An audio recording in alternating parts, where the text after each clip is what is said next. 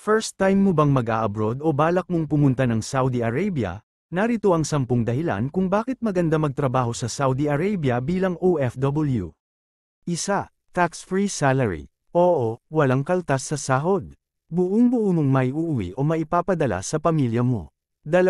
Mataas ang sweldo, lalo na sa skilled jobs tulad ng engineer, nurse, electrician, o welder. 3. Libre ang tirahan at transportasyon. Usually, sagot yan ng employer, tipid ka na agad. 4. May libre o allowance sa pagkain. May iba nga 3 meals a day pa sa camp.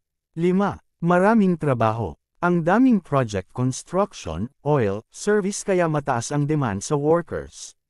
6. Makakatipid ka. Walang gala, walang bisyo kaya mas madali mag-ipon. 7. Safe at mahigpit ang seguridad. Lalo sa work sites at accommodations. 8. May disiplina at linis. Mas tahimik at organisado ang paligid. 9. Iba't ibang lahi ang makakasama mo. Multinational ang workplace, dagdag kaalaman at experience. 10.